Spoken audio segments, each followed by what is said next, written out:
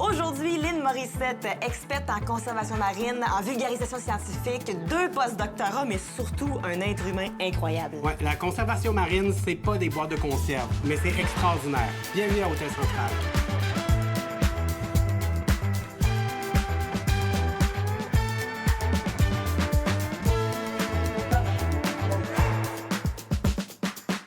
On reçoit Lynn Morissette. Lynn Morissette, 2 post-doctorats, 1 médaille de l'Assemblée nationale. Il y a d'autres choses que j'oublie. On est vraiment chanceux de t'avoir avec nous. C'est vraiment cool. Merci d'être là. Ben, je suis tellement contente. On est avec toi parce qu'on a envie de te connaître. Tu sais, t'es une personne très spéciale au Québec, mais ici au Bas-Saint-Laurent. T'as mis beaucoup d'efforts pour la faune, pour la nature. Mais on se demande comment on fait pour devenir toi. Est-ce que très jeune, tu avais cet intérêt-là déjà? Ben, moi, je me bats pour ma région parce que j'ai eu la chance de grandir ici. Puis oui, j'avais cet intérêt-là quand j'étais jeune. J'ai grandi à Saint-Fabien-sur-Mer. Donc, mon terrain de jeu quand j'étais petite, c'était la berge. À marée basse, j'avais plus de terrain de jeu. Puis à marée haute, ben ça montait. Puis, donc, j'étais tout le temps dans l'eau. Mon père me faisait faire mes siestes d'après-midi dans la chaloupe qu'il laissait sur le bord de la mer, puis ça berçait comme ça. C'est super romantique, hein, mais c'est... Il va falloir que la chaloupe parte à un moment donné, puis que... Je pense qu'elle était à la chaloupe. Il espérait que la chaloupe parte. Oui, c'est ça!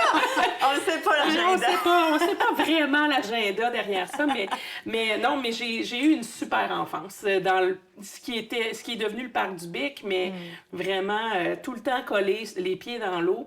Puis j'avais un oncle qui était un scientifique. C'était le seul scientifique de ma famille. C'est un professeur à l'Université Laval qui est décédé il y a quelques années maintenant, mais il s'appelle Jean-Claude Dionne. Puis pour moi, mon oncle Jean-Claude, c'était comme Indiana Jones. Wow. Oui. C'était un géomorphologue. Fait que lui, il cherchait des roches, des fossiles, de l'or, des mythes.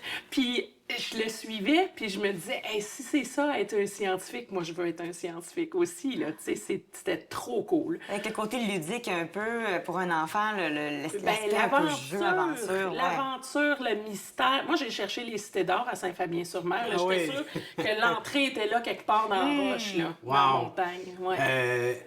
Est-ce que dans ton parcours scolaire aussi, ça a toujours été marqué? Est-ce que même au secondaire, tu avais des bonnes notes, tu étais très studieuse? Comment on fait pour en arriver à avoir 2 post-doctorats? Ouais. Ça, c'est juste un concours de circonstances, là. Ça prend pas nécessairement une intelligence supérieure pour avoir... Ça prend juste une tête de cochon, puis, tu sais, comme être dans un parcours qui permet ça, là. Il faut de la curiosité aussi. Oui, bien, je pense que ça, c'est la plus belle forme d'intelligence. Ouais. La curiosité, t'as beau savoir des choses, avoir une culture incroyable, la curiosité, ça propulse tout le reste. T'sais, vouloir comprendre, vouloir trouver des affaires, s'intéresser à toutes sortes de choses. Moi, j'ai souvent dit, mets-moi n'importe qui avant de moi, puis je vais être capable d'avoir une conversation intéressante avec cette personne-là, parce que ça m'intéresse.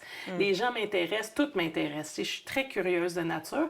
Puis oui, ça a sûrement aidé. Mais est-ce qu'il y a quand même eu un moment, je sais pas moi, au cégep ou à l'université, où là t'as vraiment commencé à sentir que t'étais sur ton X, que c'était ta place? Hey, ça m'a tellement pris de temps, moi, à sentir que j'étais sur mon X. En fait, en 2 parties. La première, à un moment donné, j'ai compris que je voulais faire de la biologie, que ça allait nécessairement être de la biologie marine, mais ça a pris quand même du temps. Parce que moi, pour faire biologie, j'aurais pu aller à l'UQAR, ici, où il y a un département de biologie avec des chercheurs en biologie marine. Tout était là. Oui. Mais je suis allée à Montréal, à l'Université de Montréal. Alors, il n'y avait pas vraiment...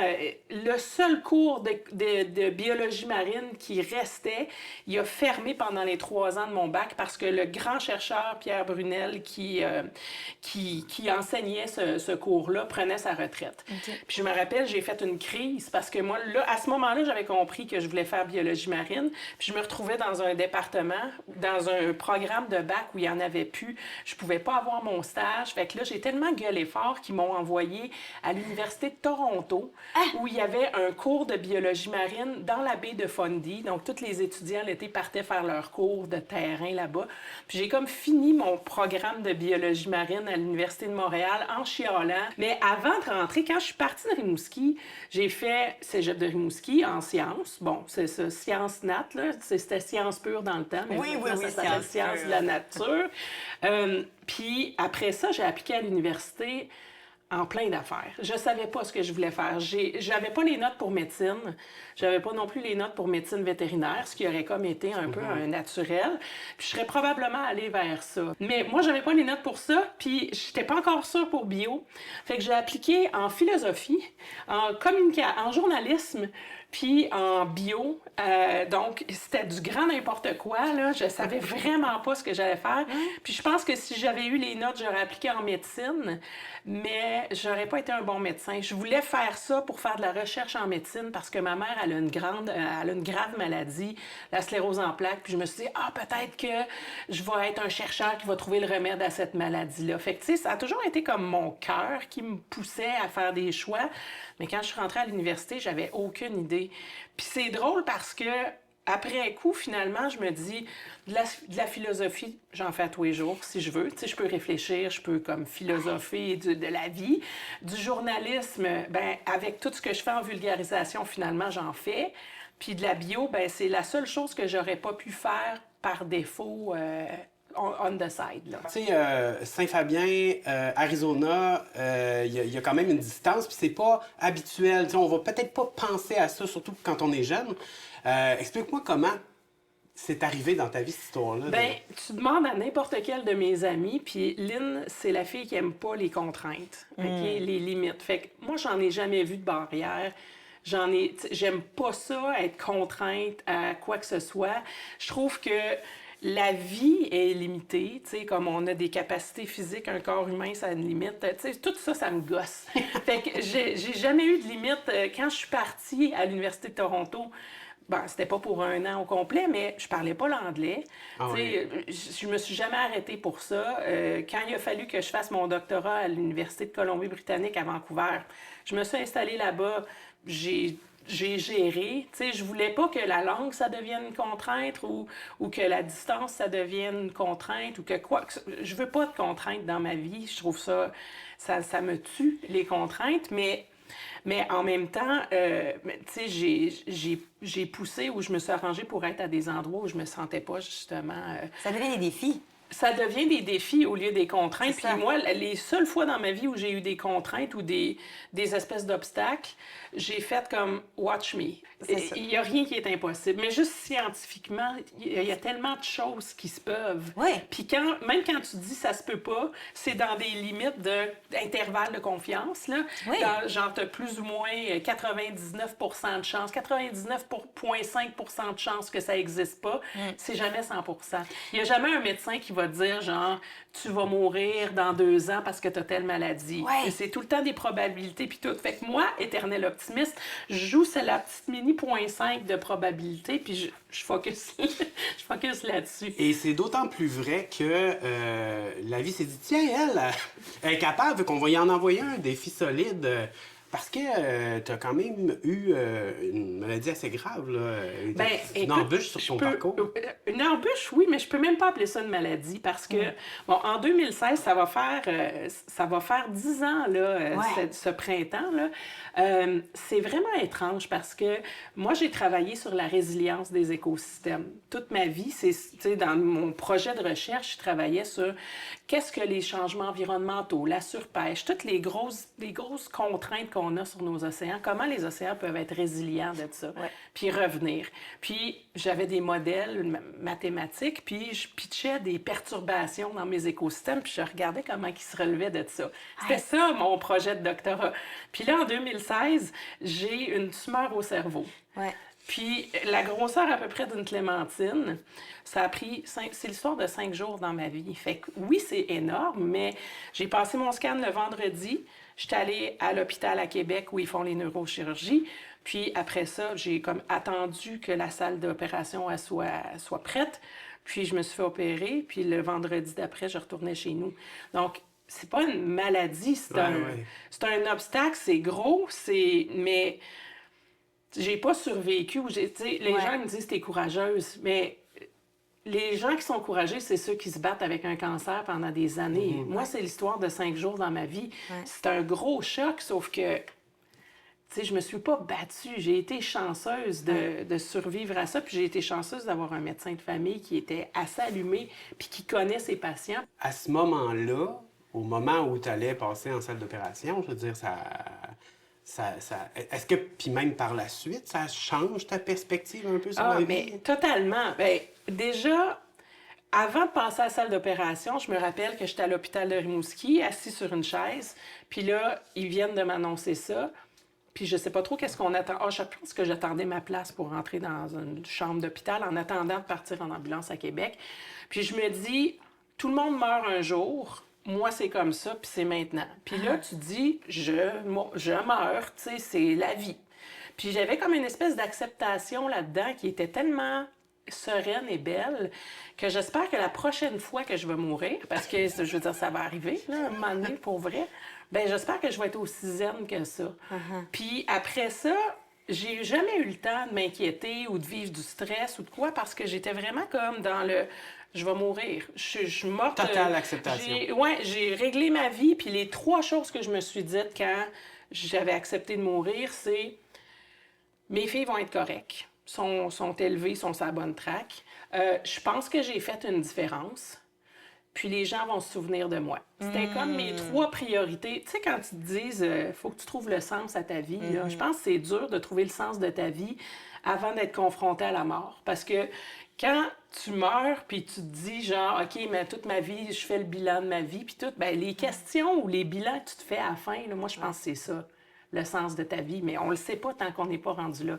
Moi, je le sais, je suis chanceuse, tu sais, comme ça m'est arrivé. Mais un deuil en 5 jours, c'est très rapide, là. C'est qu'il fallait vraiment que tu sois 100%... Ah, c'est fou comme ça met en perspective toute ta vie, faire face à la mort. Mais ce qui est drôle, c'est que... ce qui est extraordinaire, c'est que un coup...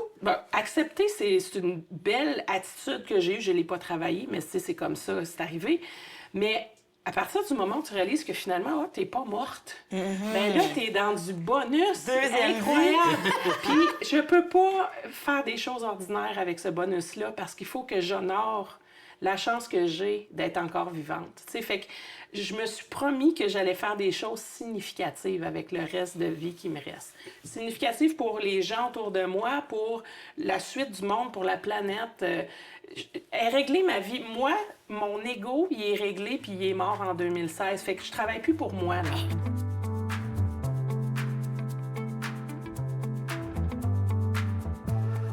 Je me demande si une personne comme toi, qui a vécu ça, et tant d'autres défis, est plus stressée par ce qui se passe au niveau de la planète, si t'es plus anxieuse par rapport à tout ça. Non, au contraire. On pourrait être anxieux, mais je pense que mon optimisme me tient en vie d'une certaine façon. Là. Puis il en existe encore tellement des belles choses, des initiatives qui changent la donne. Puis oui, on vit dans une époque qui est incertaine, très difficile, mais je l'ai vécu, mon passage incertain avec ma tumeur au cerveau. Là. Des fois, là, ça peut sembler bien épeurant, bien incertain, puis finalement, se retourner en quelque chose d'extraordinaire. Puis il y a 2 personnes qui m'inspirent beaucoup à avoir cette attitude-là en ce moment par rapport à l'environnement. 2 personnes qui sont décédées dans les dernières années, mais Hubert Reeves, qui disait, on est en train, lui, il était optimiste, là, il est conscient des enjeux, mais il disait, on est en train de vivre une des périodes les plus fascinantes de l'histoire de l'humanité parce que c'est la période où on est capable de soit frapper un mur ou changer de cap. Donc, c'est une période de changement, c'est pas le long fleuve tranquille. Puis ça l'animait au bout, puis... Je le sais qu'on est capable de changer de cap parce que quand on regarde, j'aidais une de mes filles à étudier à un moment donné son cours d'histoire, puis il parlait de la Renaissance. Bien, dans la Renaissance, en 300 ans, je pense, ils ont changé, ils ont révolutionné la médecine, la religion, les arts, tout a changé en 300 ans. Mais avec les moyens technologiques qu'on a aujourd'hui, on est capable d'avoir une renaissance puis revirer de bord. Puis l'autre personne qui m'inspire à avoir une attitude extraordinaire, c'est Jane Goodall, qui est décédée il y a quelques semaines. Puis elle disait, ça prend de l'espoir. Puis elle faisait le tour du monde. D'ailleurs, elle était en Californie quand elle est décédée pour faire le tour du monde, pour souligner toutes ces initiatives-là qui donne espoir, qui marche, pour pas juste dire ça va mal, ça va mal, ça va mal, mais de surtout mettre le spotlight sur ce qui marche, ce qui est inspirant pour que ça inspire d'autres mondes. Puis c'est ça qu'il faut faire présentement, parce que si on fait juste dire ça va mal, bien, tout le monde va faire de l'éco-anxiété, puis à ce compte-là, bien, je peux bien aller me rouler en boule dans un coin puis pleurer, mais il n'y a rien qui va changer. Mais il y a quand même un ressac en ce moment au niveau environnemental, écologique, tout ça. C'est comme si on dirait que la société est arrivée à un point de... Je sais pas moi, c'est comme s'il y avait une écœurantite aiguë, il y a eu peut-être trop de greenwashing, mais dans ce cas-là, qu'est-ce qu'on peut faire concrètement, positivement, au niveau du gouvernement ou quoi que ce soit? Quelle amélioration est-ce que la société québécoise peut apporter vraiment? Bien, je pense que à chaque fois que je suis dans un congrès puis qu'on parle de conservation, le mot qui revient tout le temps, c'est « ensemble ». Il faut arrêter de travailler en silo, travailler en interdisciplinarité. Des scientifiques avec des artistes, ça marche tellement bien, là, l'approche art et sciences, là. Mais toutes sortes de spécialistes travailler ensemble, le savoir, la sagesse des Premières Nations. On n'a pas le luxe de se passer de ça présentement. Donc, on n'a pas le luxe de travailler chacun de notre bord puis de risquer de dédoubler des efforts ou des initiatives. Puis de se compétitionner pour en des qui c'est qui va puis plus... ouais. Ouais, c'est ça. Fait que c'est ensemble, puis, mais pour que ça marche, il faut comme mettre notre ego de côté. Puis ça, je pense que c'est pas tout le monde qui est rendu là. De dire genre... Moi, c'est une chose, mais je peux travailler pour quelque chose de plus grand que moi. Puis, mais parlant de ça, toi, qu'est-ce qui te fascine dans l'océan? Parce que ça a toujours fait partie de ta vie, tu as grandi sur le bord de l'eau. Qu'est-ce qui vient te chercher? Bien, le calme sous l'eau, quand on fait de la plongée, moi, les fois où je me sentais le plus triste dans ma vie ou le plus bouleversée, le réflexe que j'avais le plus profond au fond de moi, c'était juste d'aller dans l'eau. Puis de, tu sais, comme m'en aller sous l'eau quelque part, là. Puis ça, c'est beau, mais la force aussi des tempêtes. Je sais pas pourquoi, mais moi, des grosses vagues, des trombes marines, des espèces de tornades d'eau, mais même terrestres, là, la force de la nature, ça m'impressionne au plus haut point parce que dans cette force-là, il y a de la résilience aussi, tu sais, souvent. Puis c'est ce qui me fascine le plus. Les grosses tempêtes, tu sais, puis là, j'en ai pour mon argent, là, avec les changements climatiques. Oui, c'est ça. T'as-tu vécu une tempête? Parce que je voyageais beaucoup. Bien, la plus forte tempête que j'ai vécue, c'était en 2022. J'étais sur un voilier pendant l'ouragan Fiona. Ah, ben oui. Sur le voilier, dans l'œil. On voyait l'ouragan qui est vraiment rentré. D'habitude, on a des queues d'ouragan, puis des restants de grosses tempêtes, mais celle-là, elle était vraiment rentrée pour vrai. Puis on était sur un voilier, sur une expédition pour étudier les requins blancs. Okay. Puis là, ben, on a arrêté l'expédition. On est allé s'attacher à quai aux îles de la Madeleine.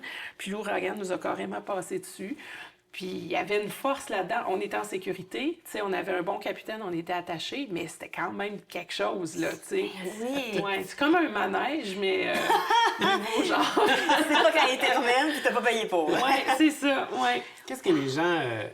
ici même, dans le Bas-Saint-Laurent, ne connaissent pas de leur Saint-Laurent? Ah! Ben, regarde Rimouski, pendant longtemps, on a été tourné le dos au fleuve, là. Tu sais, tout s'est développé par là, à Rimouski, puis on a ça en face. Fait que, ce qu'on... On réalise pas la biodiversité puis ce qu'il y a sous l'eau aussi. Parce que souvent, c'est loin des yeux, loin du cœur. Hein. C'est pour ça que Cousteau était si important. Tu sais, c'était pas un scientifique, mais il nous a amenés sous l'eau voir des affaires qu'on savait pas qui existaient. Donc, c'est la même chose ici. On a une biodiversité incroyable. Puis ce qui se passe juste dans la zone de marée, la zone qu'on appelle intertidale, là, entre la marée haute et la marée basse, c'est un laboratoire de vivants, d'espèces qui ont été capables de s'adapter à vivre des fois dans l'eau, des fois pas dans l'eau, à s'attacher dans les vagues.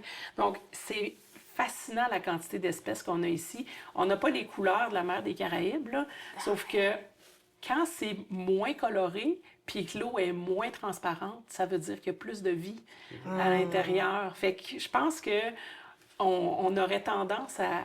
Si on pouvait faire un dessin animé de ce qui se passe sous l'eau dans le Saint-Laurent, ça serait aussi beau que trouver Nemo. Si tu avais à nous faire découvrir une espèce qu'on connaît pas, avec de quoi c'est pas obligé d'être ici, là, mais ça peut être ici. Ah, ben je pense que les gens... C'est mon animal préféré, en plus, mais les gens connaissent mal les épaulards.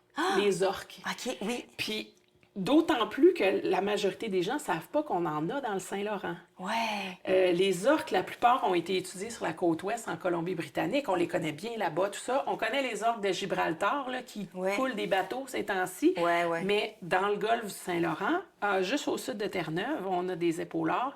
Et c'est une des populations les plus uniques au monde.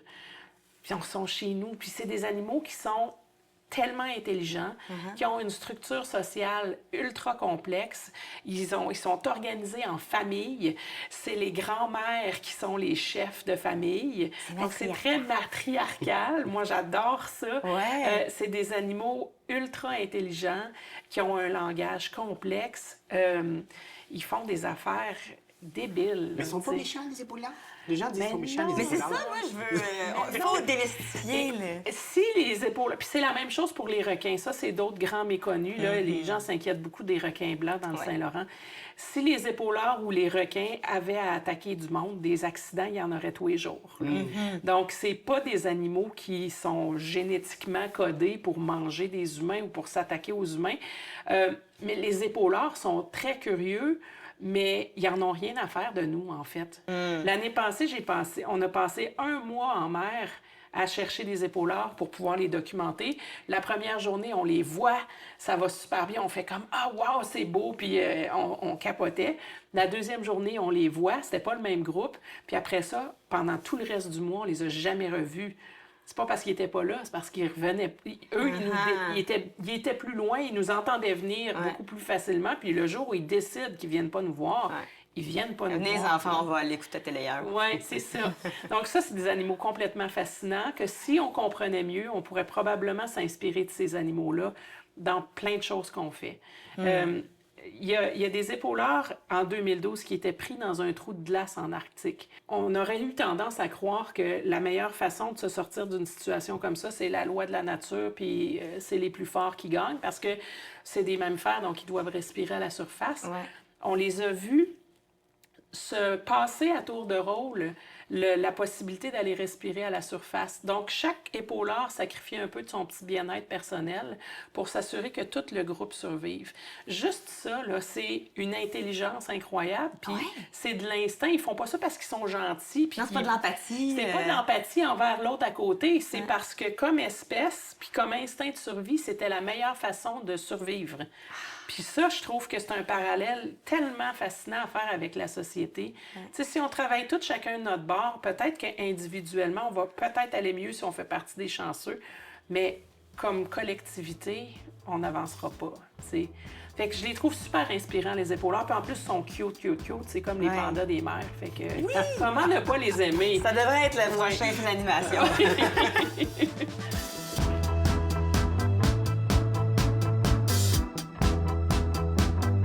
On est rendu au petit segment ludique de notre émission et c'est mon bout. On va se lâcher lousse un peu. Je propose aujourd'hui un jeu très simple, les cadavres exquis qu'on avait quand on était jeune, dans lequel on dessine une tête, un corps et des jambes, mais on change à chaque personne. Donc, tu vas faire une tête, je vais faire un corps sur ta tête et tu vas faire le bas du corps sur sa tête et mes... Tu comprends? C'est très clair. C'est très clair. Je te félicite pour ça. Tout est Je clair. savais même pas que ça s'appelait de même. Je viens d'apprendre un nouveau mot. Ben, voici, c'est la version adulte qui va être beaucoup plus complète, ma foi. Sérieuse. Ben oui, Sérieuse. Ça va être grand sérieux. Et pendant ce temps-là, je vous pose une petite question. Lire emmitouflé dans une couverture l'automne ou aller à la plage l'été? Ah, lire emmitouflé à la... Oui. Ah oui, hein? Oh oui. Moi, je partage l'amour des tempêtes avec notre invité. Oui. Moi, moi, m'asseoir puis attendre que ma vie finisse. À regarder dans le genre, vide. hey, C'est Seigneur. ça ton... Non, tu sais, bon, ben, il fait beau, il y a du soleil. Bon, ben, il fait beau, il y a du soleil. Bon, ben, il fait beau, il y a du soleil. Non, ça marche pas. Ok. Mais par contre, en tempête, ça, j'avoue que moi, je suis acheteur, là, à 100%. Le vent d'en face. OK, dehors, toi. Tu vas Ouais. être dehors quand il va se mettre à pleuvoir. Ah, moi, je me Exactement. sens dedans, par exemple. Absolument. Ah ouais? Ok. Moi, je suis prête à... Oui, écoute, de toute façon, hey, regarde pas ma tête! Non, je... Fraîche! Comme Donc, ça? on se passe Comme ça? de... Comme ça, là, c'est bien mêlé. Quoi, regarde, rendu là. Fait que là, on est au corps. Hein, On est au corps. Faut pas se tromper. Et une deuxième question. Oh, quel métier rêvais-tu de faire plus jeune? OK, si t'avais pas été... ouais, plus jeune. Ben, As-tu un plus métier? jeune? Oui, jeune, là, enfant. Pape. C'est vrai. Ma cousine, elle voulait être curette. Ça, c'était le mot qu'elle avait trouvé pour le féminin de curé. OK. Puis moi, je me suis dit, ah, mais si elle veut être curette, moi, je vais être pape. Papette. Wow! Une papesse? Oui, papesse. Oui. Wow! Ça a changé depuis, mais c'est ce que j'avais envie d'être. OK. Mais il Puis me semble que ça pourrait être ça, Andy, non? C'était pas ça, toi? moi, tu voulais que je sois une pape? Non, une curette. Une curette? Non, tu me mélanges avec la cuillerette, ça. Ah, c'est ça que ça. j'aime. OK, mais y a-tu une raison? Qu'est-ce qui faisait que... Est-ce que t'aimais la robe? Ben, c'était l'or Oui, c'est ça. dans l'église. Non, c'était... ben écoute, je pense que j'ai retrouvé un peu de ça, mais c'était... Ma grand-mère était très, très pratiquante, là. J'allais OK. avec elle à la messe à tous les dimanches, puis... je pense que dans la religion, il y avait quelque chose qui m'inspirait, qui était comme le côté inspiré. Il y a des gens qui t'écoutent. Oui. Fait que ça, je le retrouve dans ce que je fais aujourd'hui, mais d'une autre façon, tu sais. Ouais. Puis de transmettre une passion pour une cause. Là. Le pape, c'est plus la religion, mais il y a peut-être un petit peu de ça qui existe encore. OK, Fait que- on change. OK. Toi, ça. On est parfait. C'est une machine bien huilée. OK, troisième question. Alors ça, c'est bon. Si tu pouvais te réincarner, ce serait en quel animal? Un épaulard, facile de même. C'est vrai que c'est... Ouais, c'est trop facile. Non, en fait, non. Bon. Je choisirais plus facile que ça. OK. Il y a des méduses qui sont capables d'être éternelles. Fait que si je pouvais me réincarner, je prendrais cette espèce-là, je chercherais c'est laquelle, puis je me réincarnerais à l'infini. Il y a une larve de méduse, puis après ça, la larve, elle devient adulte, puis avant de mourir, elle redevient une larve. Fait qu'elle recommence son adolescence, là, mettons, puis elle est comme dans une boucle sans fin. À là, Benjamin tu sais. Button Ouais. dans la vraie vie. Puis est-ce que les disons, on dit qu'on s'inspire beaucoup de la nature Oui. pour s'améliorer, pour évoluer. Est-ce que les gens étudient les méduses pour essayer de trouver un Ben, remède? c'est sûr, comme un remède ou cette espèce de puissance de C'est régénération-là. ça. Les étoiles de mer qui sont capables de faire repousser leurs bras, bien sûr qu'il y a plein de compagnies pharmaceutiques qui essaient de comprendre c'est quoi la molécule qui fait ça pour qu'on puisse la mettre d'en face ou quelque chose. tu sais. Oui, c'est ça. Ben oui. Tu sais, il y a quelque chose là-dedans, là. C'est sûr que. On va avoir des crèmes à base de méduses, de gelée. Ah, mais c'est vraiment une pharmacie. C'est un garde-manger, notre Saint-Laurent, mais c'est aussi une pharmacie. Il y a des cornets de requins on s'est rendu compte qu'on est capable de greffer ça sur des humains.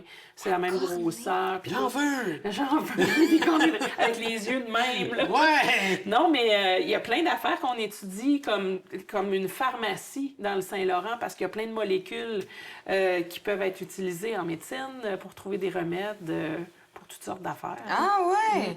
Ben, écoute, je pense que ça conclut notre cadavre exquis. On se Non, montre au mais- dessin! Est-ce qu'on se montre nos dessins? Hey, mais ça... OK. 1, 2, 3, go!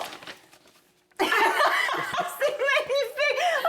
T'as fait la queue de sirène que je voulais faire! Ah! Hey, moi, j'ai regarde le goût de Ah, mon Dieu! Ah non, mais une orque c'est- qui se fait manger par un poisson Avec un pied d'escargot. Hey, j'adore Ah non, mais tout ça va dans un musée, celui-là. Là. Ben, c'est magnifique, honnêtement. C'est très beau. Ben, merci d'être prêté au jeu. Je pense que c'est... C'est quel le plus beau? C'est qui gagne? c'est toutes nous ensemble.